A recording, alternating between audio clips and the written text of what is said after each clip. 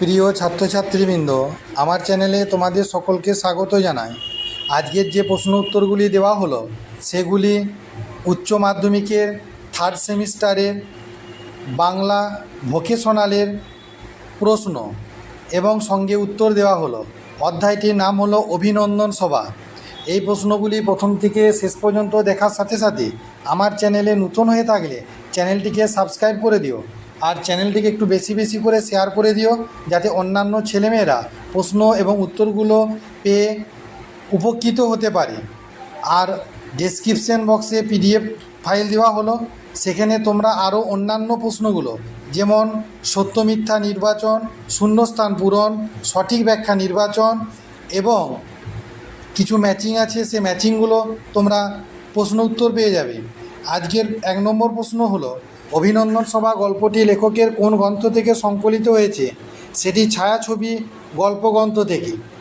এবার দেশে গিয়ে দেখি ড্যাশ পেনশন নিয়েছে, ড্যাশ ড্যাশ হলো গৌর পিয়ন।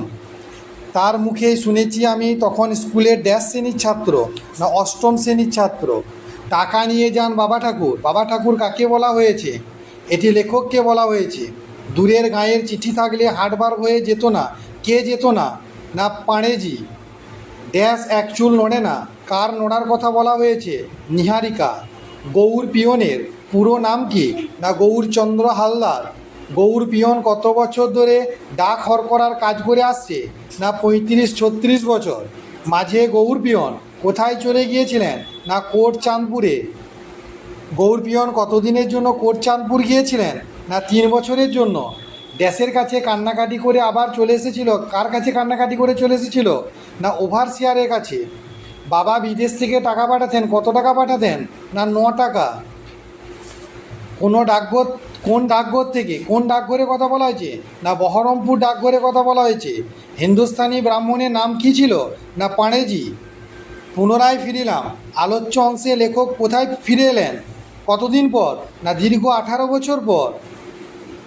কতদিন চাকরি হলো গৌর কাকা? গৌর কাকার কতদিন চাকরি হবার কথা বলা হয়েছে? না 30-35 বছর। গৌর পিয়নকে দৈনিক কত পথ হাঁটতে হতো? না 5-6 ক্রোশ। গৌর পিয়নের চাকরি কতদিন পূর্ণ হলো? না 35 বছর 3 মাস। গৌর পিয়নকে রোজ কখানা গ্রাম বেড়াতে হতো? না 5-6খানা গ্রাম বেড়াতে হতো। সিমেন্ট উঠে গিয়ে রোয়াকে কিসে জঙ্গল গজিয়েছে? না কাঁটা নোটের। গৌর পিয়নের বাড়িতে কে আছে? না তার একটি মেয়ে আছে। অনেক হয়ে আছে বেশ মিষ্টি। বেশ মিষ্টি বলতে কোন জিনিসকে বোঝানো হয়েছে? না জংলি আনারস। তার বিদায় অভিনন্দনের সভায় আমার ডাক পড়ল। কার বিদায় অভিনন্দন সভায় লেখকের ডাক পড়ল? না মহকুমার হাকিম। গৌর পিয়ন উপরি রোজগারের জন্য কি করে? না লোকের বাড়ির দুধ ধুয়ে বেড়ায়। কানে কানে বললাম। কার কানে কথা বলা হয়েছে? না বীরেনবাবু। সত্যিকার সমাজসেবক সে। কাকে সত্যিকারের সমাজসেবক বলা হয়েছে? না গৌর পিয়নকে।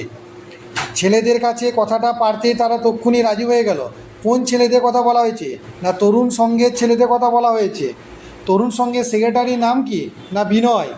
বরেন্দা কত টাকা চাঁদা দিয়েছিল? না 25 টাকা চাঁদা দিয়েছিল। স্থানীয় হোমিওপ্যাথিক ডাক্তারের নাম কি? না গদাধর বাবু। উপস্থিত স্কুলের শিক্ষকের নাম কি? না মহাদেব বাবু। রজব আলী বিশ্বাস কে? না চামড়ার খাটিওয়ালা বা খটিওয়ালা। পরবর্তী প্রশ্ন, সভাটাকে কুশুণ্ডিকার আসর করে তুললেন। কে তুলেছিলেন? না কবিরাজ মশাই। চোরাবাজারের জন্য কার সঙ্গে ভাব থাকা দরকার? না দারোগার সঙ্গে ভাব থাকা দরকার। উদ্বোধনী সঙ্গীত শুরু হলো কি বলে? না শরতে আজ কোন অতিথি এলো প্রাণের দ্বারে। ছোকরার দল অমনি গেয়ে উঠল। কি গেয়ে উঠল? না তোমার বিদায় বেলার মালাখানি আমার গলে। কিন্তু তার চেয়েও ফাঁপড়ে পড়ল। কে বেশি ফাঁপড়ে পড়ল? না রজব আলী বিশ্বাস। গৌরকে তিনি বন্ধু বলে সম্বোধন করলেন। কে গৌরকে বন্ধু বলে সম্বোধন করলেন? না রাম বিষ্ণু পাল। তাতে গৌর পিয়নের সম্বন্ধে অনেক ভালো ভালো কথা ছিল। কিসে অনেক ভালো ভালো কথা বলা ছিল? না মানপত্রে। হাত ধরে গৌর পিয়নে নিয়ে যাওয়া হলো।